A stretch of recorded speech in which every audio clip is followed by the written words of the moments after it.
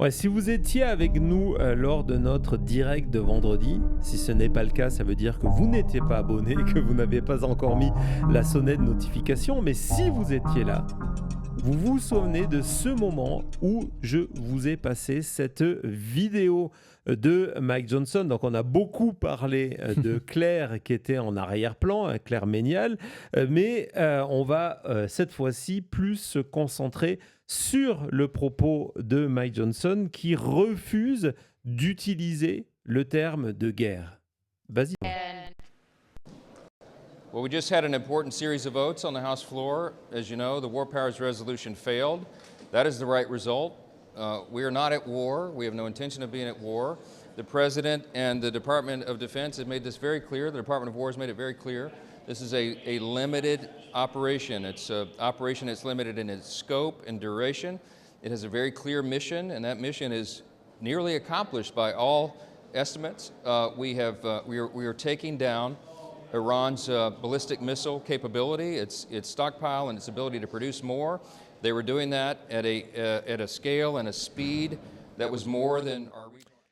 Et donc, je vous avais parlé, je vous avais montré cette vidéo, le fait que Mike Johnson insiste, parce que évidemment le Congrès n'a jamais pu voter et utiliser ses droits de déclarer ou pas une guerre, donc les fameux War Powers. Et donc, du côté de Mike Johnson, nous explique que ce n'est pas une guerre, mais c'est une opération.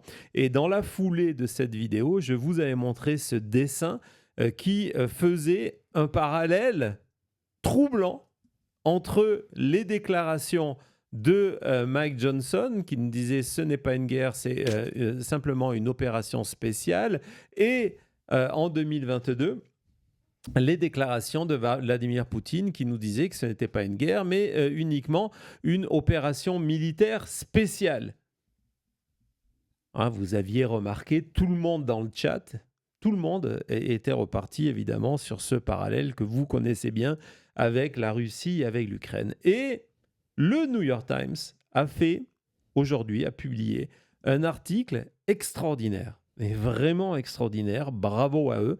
Je ne suis pas forcément toujours client du New York Times et de leur manière de traiter la présidence Trump, mais cet article, vraiment, je vous le recommande, une analyse qui explique comment la guerre de Trump, et vous voyez, on utilise le mot guerre, a des échos, et échos, c'est plus troublant que ça, avec ce qui se passe du côté de Trump, du côté de Poutine et de l'Ukraine. Et donc, évidemment, on revient dans cet article, vous allez voir, sur la déclaration de Mike Johnson, mais il y a toute une série d'exemples qui sont très, très troublants. Donc, je ne vais pas tous les mettre parce que je vous invite évidemment à aller lire l'article du New York Times, mais cette déclaration-là, 2022, Vladimir Poutine qui de 2022, la dernière trace, c'est 2023, qui a en avant cette phrase de dire « Nous n'avons pas commencé cette prétendue guerre en Ukraine, mais nous allons la terminer ». Si vous étiez avec nous, j'ai oublié de te mettre la vidéo, là, Thomas, mais je vous l'ai montré il y a quelques jours, c'est mot pour mot la déclaration de Pete Hegseth lors de cette première conférence de presse. Et c'est devenu un des éléments de langage préférés de Trump, de Fox News et de Républicains, de dire, en gros, cette guerre, elle a commencé il y a 47 ans, c'est pas nous qui avons commencé, nous allons la terminer. Si vous êtes habitué des réseaux sociaux, vous savez que cette excuse que ce n'est pas Poutine qui a démarré la guerre en Ukraine, mais qu'il va juste la terminer, c'est l'excuse préférée et qu'on a vue de 2022 à 2024 la plus souvent sur les réseaux sociaux en nous expliquant que c'est une guerre de la CIA et que Poutine allait la terminer, que c'est une guerre de Biden et que Poutine allait la terminer, c'est une guerre du fascisme, du nazisme et que Poutine allait la terminer. Vous avez la même excuse aujourd'hui du côté de Donald Trump. On n'a pas envahi un pays. là on bombarde un pays, mais ce n'est pas une guerre qu'on a commencée, alors que tous les faits démontrent que, un, c'est Poutine qui a déclaré la guerre et qui a envahi l'Ukraine, et que deux, c'est Donald Trump, même s'il n'a pas déclaré une guerre, mais une opération spéciale, qui a débuté ces bombardements. Et donc, on manipule l'opinion en disant non, non, en fait, non, mais par contre, vous inquiétez pas, on va la terminer. Ouais, Thomas, je te voyais. Non, mais c'est exactement ça. C'est Hegseth qui avait utilisé cette formule-là en disant que c'est pas nous, mais on va la finir, avec cette fierté en plus de côté Hegseth, de plus en plus de dire qu'on est violent, on est maximum lethality, pas tepid legality, et toutes ces phrases, formules. Mais c'est exactement mot par mot une de ces excuses en disant que c'est pas une guerre de notre côté. Eux, oui, c'est eux qui ont commencé une guerre il y a longtemps, mais donc nous, on va la finir maintenant. Donc, premier exemple, après celui des déclarations de Mike Johnson, et évidemment, tout ça, c'est pas du hasard.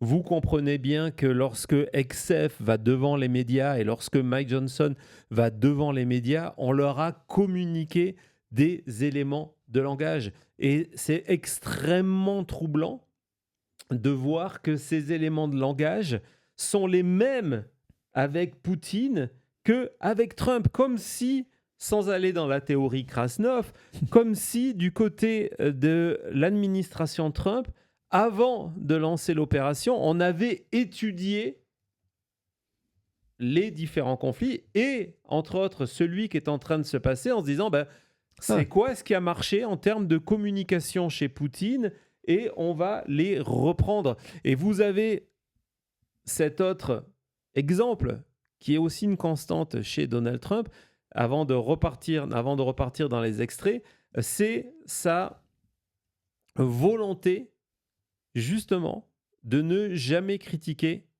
Poutine et la Russie. Vous le savez, on en a parlé vendredi. On sait que la Russie passe à l'Iran des informations précises sur les bases américaines qui permettent à l'Iran de bombarder les bases américaines ou d'envoyer des drones, que ce soit à Dubaï, que ce soit en Arabie Saoudite, que ce soit au Koweït. Là où les seules victimes américaines officielles sont basées. Koweït, Arabie Saoudite, ces 7 Américains qui sont morts lors de ces frappes. On a cette espèce de certitude que ces informations données par les Russes ont permis la mort de 7 Américains. On avait vu que du côté de Caroline Leavitt, on avait tenté d'expliquer, puis de se refaire là-dessus, sur le terme que, oui, mais bon, de toute façon, c'est pas grave, ça. Doesn't matter. On s'en rappelle, on avait vu vendredi. On a posé la question directement à Donald Trump, et encore une fois, dans un monde normal, et on n'est plus dans ce monde normal, dans un monde normal, la procédure d'impeachment contre Donald Trump aurait dû commencer ce matin. Vas-y, Thomas. If they're getting information, it's not helping them much. What would it mean to you if they were? I mean, even if it's not helping the Iranians particularly much, it's still involving themselves in a conflict that they're not directly. They'd say we do it against them, wouldn't they? Huh? Wouldn't they say that? We do it against them? I don't know. Look, they can give all the information that they want, but the people they're sending it to are overwhelmed. Russia would be overwhelmed too. Anybody would be overwhelmed. We have the greatest military on earth, and I built it in my first term, and unfortunately, I'm forced to use it now. Donc l'excuse de Donald Trump, c'est de dire, mais de toute façon, on gagne la guerre, donc c'est pas vraiment important, on s'en fout, c'est pas actif, mais c'est pas, ça joue pas un rôle important. 7 Américains morts. Mais la deuxième chose, c'est il dit, mais de toute façon, il nous répondrait quoi? Il répondrait que nous, on fait pareil. Et ça, si vous suivez Donald Trump depuis aussi longtemps que nous, vous savez que ça a été son axe de défense tout le temps. entre 2015 et 2018. 2018, ce sont les révélations c'est la fin de l'enquête Mueller et les certitudes que la Russie est activement impliquée dans des tentatives de modifier les élections américaines via de la propagande, etc., etc. Et lorsque Donald Trump a été interrogé sur Fox News, je ne sais pas si tu te souviens, Thomas ou Cody, de cette interview avec, entre autres, Sean Hannity, je crois que c'est en 2018, et lorsque on lui demande son avis là-dessus, la réponse est « Oui, mais nous, on fait pareil. On fait pareil. Donc, voilà. Donc, c'est pas grave. C'est pas grave. On passe à autre chose. » Et encore une fois, c'est extrêmement troublant. Et donc, on retourne dans cet article sur ces autres. J'ai vu passer le message d'Olivier sur ces autres coïncidences. Il y a dans les discours des deux le fait que c'est Poutine en juillet 2022 en expliquant que mais là ce que vous avez vu c'est rien. C'est l'épisode suivant après la guerre de 3 jours. Dans 3 jours on est à Kiev. Je vous rappelle qu'il y a 10 jours, lorsque Donald Trump a communiqué la première fois depuis cette vidéo à Mar-a-Lago, et on va revenir sur ça, vous allez voir, c'est complètement fou. À ce moment-là, on parle de 4 jours. 4 jours possiblement, 4 jours de bombardement et ça sera terminé. On en est au 10e. Du côté de Moscou, c'était pareil. Non seulement en 3 jours, on sera à Kiev, mais au-delà de ça, en juillet 2022, en disant « mais c'est rien là, on n'a rien fait ». Et vous avez la même chose chez Donald Trump qui dit « mais là, on n'a même pas encore commencé à vraiment les bombarder ». On va continuer et on va justement parler de cette déclaration. Parce que vous allez voir, et c'est moi ce qui m'a le plus troublé, le journaliste raconte que le 24 février 2022, il était correspondant à Moscou, donc il a vécu tôt le matin, nous c'est à 3 heures, donc on n'en est pas loin, et les horaires d'après moi sont stratégiquement utilisés, à quel moment on décide de publier l'intervention de Donald Trump, à quel moment on décide de passer sur les chaînes d'État russes la déclaration de Poutine. Et donc, il y a cette déclaration tôt le matin où Poutine annonce la SVO, la Special Military Operation. Vous avez entendu, c'était le texte tout à l'heure qui était repris par Johnson. Mais ici, ce n'est pas le but de cet article. Il explique que tout le discours inaugural de Poutine pour vendre l'intervention aux Russes, c'est d'expliquer que nous n'avions pas d'autre choix. Nous n'avions pas d'autre choix et que c'était une réponse à une agression permanente, comme l'Iran depuis 47 ans. Trump, vous l'avez entendu tout à l'heure, il le disait encore. Et il revient sur directement ces déclarations de Poutine qui s'adressent aux Ukrainiens en leur disant de déposer les armes, de rentrer chez eux et en leur disant que si vous ne faites pas ça, vous allez être tués par l'armée russe. Et le discours de Donald Trump, la première fois où il parle... Tu peux aller à l'extrait suivant parce qu'il y a les ils ont parfait, ok. Ouais. Le discours suivant, c'est exactement... Et le journaliste le journaliste New York Times est troublé par ça. Il dit c'est exactement la même chose. C'est un discours qui est au milieu de la nuit contre tôt le matin, mais encore une fois, c'est assez proche. Et donc, il explique que ça fait des décennies que l'Iran est responsable de meurtres de masse et d'opérations sanguinaires, en expliquant « we can't take it anymore ». On n'a pas le choix. Vous nous avez amené à ce moment-là, à ce point-là. Après, je me souviens, Trump avait parlé de « si vous vous rendez maintenant, il y aura cette total immunity, sinon c'est total death ». C'était vraiment, c'est exactement ça. Et c'est dans les mêmes phrases, cette phrase de « lay down your weapons », on retrouve la même phrase dans le discours de Poutine. Dernier exemple, il me semble.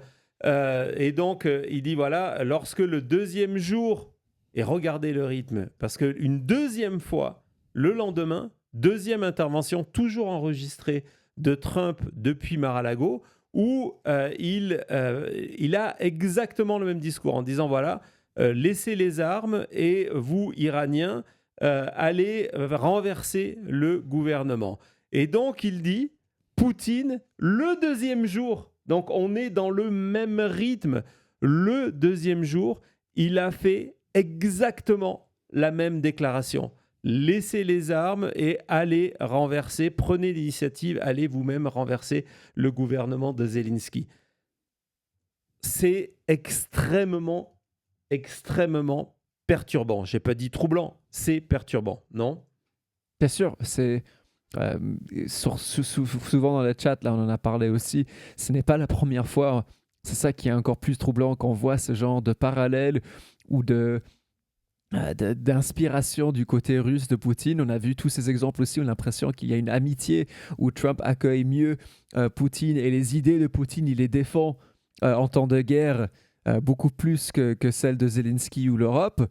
Là, de voir maintenant qu'on est passé à l'étape supérieure, de pas juste défendre et prendre le côté, mais de dire, OK, je vais peut-être copier même les stratégies et les propos de communication que Poutine utilise, c'est de plus en plus inquiétant. Et il ne faut pas voir ça dans un moment limité et de voir que ces exemples-là, mais il faut voir l'historique de Donald Trump avec la Russie.